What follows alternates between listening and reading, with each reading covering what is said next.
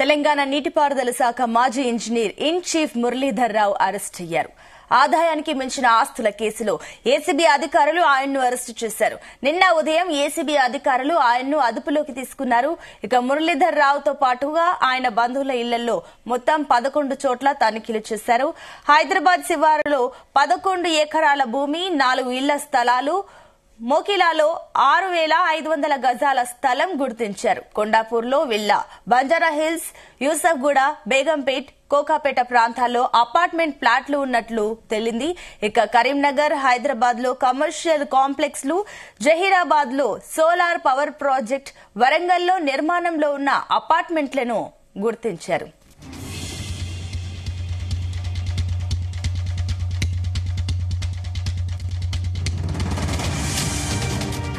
మురళీధర్ రావు ఉమ్మడి రాష్ట్రంలోనే పదవి విరమణ పొందారు. తర్వాత ఆయన పదవీ కాలాన్ని 13 ఏళ్ల పాటు పొడిగించారు.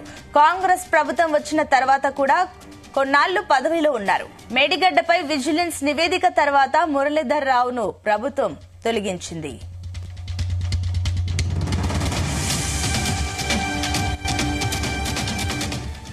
ఇక నీటిపారుదల శాఖలో అవినీతి అధికారులు ఒక్కొక్కరుగా ఏసీబీ వలకు చిక్కుతున్నారు. అధికారులతో పాటు వారి కుటుంబ సభ్యులు, బినామీలు, ఇలా ప్రతి ఒక్కరి వివరాలను పక్కా సమాచారంతో సేకరించి దాడులు చేస్తుంది. ఏఈ నుంచి ఈఎన్సీ వరకు ఎవరిని పట్టుకున్నా కోట్లల్లో ఆదాయానికి మించిన ఆస్తుల చిట్టాలు బయటపడుతున్నాయి. కొద్ది రోజుల క్రితం పట్టుబడిన ఏఈ నికేష్ మొదలుకొని తాజాగా చిక్కిన విశ్రాంత ఈఎన్సీ మురళీధర్ రావు వరకు ఇదే పరిస్థితి. కాళేశ్వరం ప్రాజెక్టులో కీలకంగా పనిచేసిన అధికారులు లెక్కలేనన్ని ఆస్తులు కూడబెట్టినట్టు తెలుస్తోంది.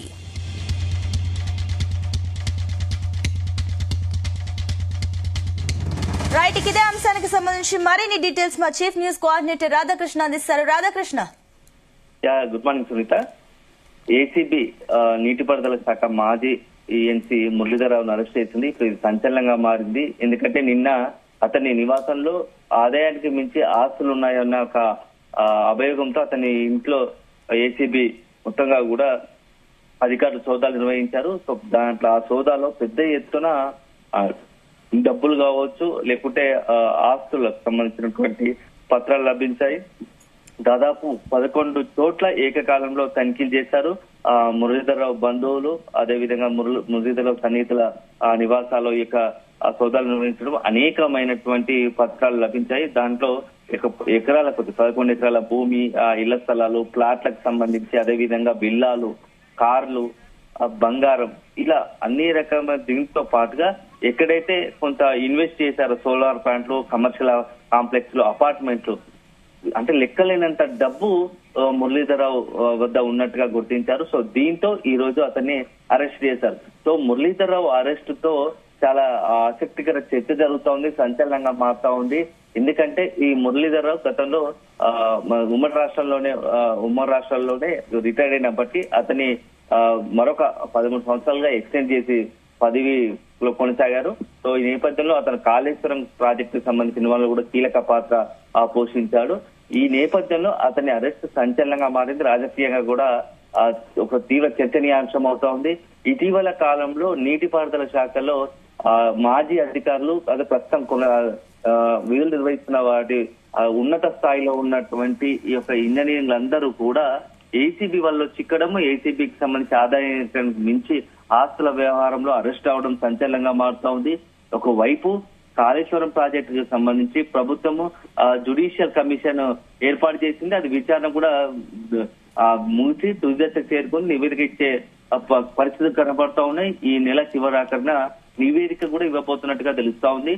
మొత్తంగా కూడా కాళేశ్వరం చుట్టూ రాజకీయంగా ఇటు అధికార పక్షం, ప్రతిపక్షాలు కాళేశ్వరం ప్రాజెక్టు పైన ఒక చర్చలు జరుగుతున్న క్రమంలోనే, రాజకీయాలు జరుగుతున్న క్రమంలోనే మరోవైపు దీనికి ప్యారలల్ గా అదే సమయంలో ఈ యొక్క ఏసీబీ కాళేశ్వరం ప్రాజెక్టు పనిచేసినటువంటి ఇంజనీర్ల అధికారులకు సంబంధించి సోదాలు చేయడం చర్చనీయాంశంగా మారింది.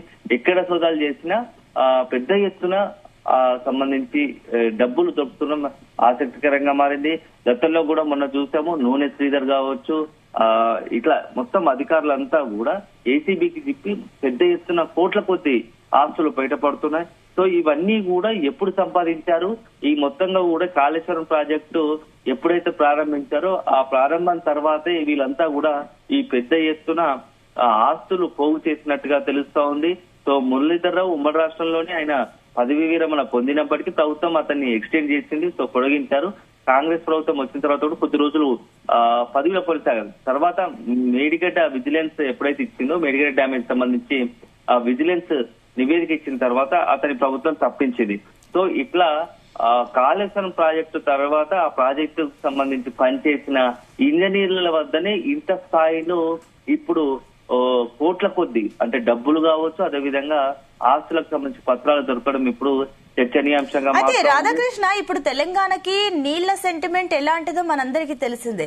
ఇలాంటి టైంలో అటు ఇంజనీర్లు అవినీతి చిట్ట ఒక్కొక్కటి బయటపడుతుంటే, అటు ఏసీబీ వాళ్ళలో ఒక్కొక్కరికి చెక్కుతుంటే కూడా ఇప్పుడు నీటిపారుదల శాఖ ఇప్పుడు అవినీతి తిమ్మింగళాలకు ఇది ఒక కేర్ ఆఫ్ అడ్రస్ గా మారిందనుకోవచ్చా?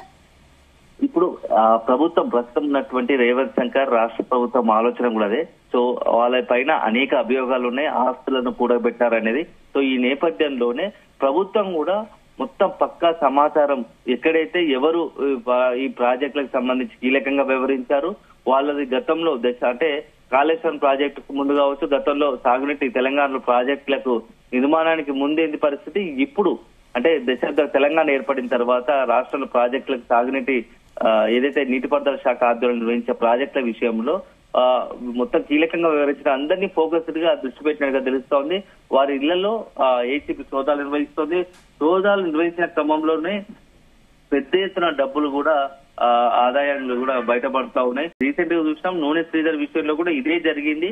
పెద్ద ఎత్తున డబ్బులు, అదేవిధంగా విల్లాలు కావచ్చు, ప్లాట్లు కావచ్చు, కమర్షియల్ కాంప్లెక్స్లు ఇలా మొత్తంగా కూడా ఒక్కొక్క రోడ్డుగా బయటకు వస్తున్నాయి. నూనె శ్రీధర్ తర్వాత గజ్వేల్ కి సంబంధించి అంటే గజ్వేల్ పరిధిలో ఉన్నటువంటి అది మరొక ఈఎన్సీ బూక్యా హరిరామ్ ఇంటి పైన కూడా ఏసీబీ దాడి చేసింది. సో అతని దగ్గర కూడా పదుల సంఖ్యలో ఎకరాలు అంటే భూమికి సంబంధించినటువంటి ఎకరాల కొద్ది భూమి డైరెక్ట్ గా 5 కోట్ల నగదే దొరికింది. సో అది కూడా పెద్ద ఎత్తున 100 కోట్లు మార్కెట్ లో బహిరంగ మార్కెట్ లో 100 కోట్లు విలువ చేసే ఆస్తులు. వీళ్ళు ఇంత తక్కువ సమయంలో ఇట్లా 100 కోట్ల ఆస్తులు ఎలా కూడగట్టారనేది ఏసీబీ ఇప్పుడు దృష్టి పెట్టినట్టుగా తెలుస్తోంది. ఇదన్నిటికీ కారణం ఏంది, వీళ్ళు ఇంత స్థాయిలో ఏకకాలంలో ఇంత డబ్బు సంపాదించడానికి కారణం ఏందనే దానిపైన పూర్తి స్థాయిలో విచారణ చేపట్టింది. ఇప్పటికే శ్రీధర్ ఏసీపీ అరెస్ట్ చేసి జైల్లో పెట్టింది. ఇప్పుడు నెక్స్ట్ మురళీధర్ రావు అరెస్టు ఒక్కొక్కరిగా ఈ నీటిపారుదల శాఖలో అందరూ కూడా ఏఎన్సీ బుక్యా హరిరాము, అదే విధంగా నూనె శ్రీధర్, ఇప్పుడు మురళీధర్ రావు, అదే విధంగా గతంలో కూడా బన్సీలాల్, కార్తీక్, నికేష్ అంతా కూడా నీటిపారుదల శాఖకు సంబంధించిన వీళ్ళంతా అనే ఒక్కొక్కరు కూడా ఇప్పుడు అరెస్ట్ కావడం, ఏసీపీకి చిక్కడం కూడా చర్చనీయాంశం అవుతా ఉంది. సో ఇక ఇదే కాకుండా నెక్స్ట్ తదుపరి ఇంకా ఎవరైనా ఏసీపీకి టార్గెట్ కాబోతున్నారా కూడా చర్చనీయాంశమైంది. వాళ్ళందరూ కూడా అప్రమత్తం అంటూ తెలుస్తోంది. కానీ గజ్వేల్ అదే సందర్భంలో ఏసీబీకి సంబంధించి దాడి నేపథ్యంలో నీటిపారుదల శాఖలో అదేవిధంగా కాళేశ్వరం ప్రాజెక్టు లో కీలకంగా పనిచేస్తున్న అందరూ అధికారులు కూడా కాస్త ఆందోళన టెన్షన్ పడుతున్నట్టుగా తెలుస్తా ఉంది. ఇది మొత్తానికి కాళేశ్వరం ప్రాజెక్టు కింద పనిచేయడమే ఇప్పుడు ఈ అధికారులు అదే రకంగా పనిచేయడం వల్లనే ఇంత స్థాయిలో డబ్బులు కూడబెట్టారనేది ప్రభుత్వం ఆలోచన ఉన్నట్టు తెలుస్తా ఉంది. అలాంటి అధికారులనే పైన దృష్టి పెట్టి వరుసగా ఏసీపీ సోదాలు నిర్వహిస్తూ ఒక్కొక్కరిని కూడా అరెస్ట్ చేస్తుందని చెప్పవచ్చు. ఈ మొత్తం వ్యవహారంలో ఏం జరగబోతుంది అనేది మాత్రం ఇప్పుడు చర్చనీయాంశం అయింది. ఇది కేవలం ఇప్పుడు మురళీధర్ రావుతోనే ఆగిపోతుందా, ఇక నెక్స్ట్ తదుపరి ఇంకా ఎవరైనా ఆ పెద్ద తలకాయలు కూడా ఉన్నాయా అంటే నీటిపారుదల శాఖలు గతంలో పనిచేసిన వాళ్ళందరి సంబంధించి కీలకంగా వ్యవహరించిన వారికైనా నెక్స్ట్ ఏసీపీ అటాక్ చేయబోతుందా అనేది మాత్రం ఇప్పుడు ఆసక్తికరంగా మారింది. Sunitha. Right Radhakrishna, thank you.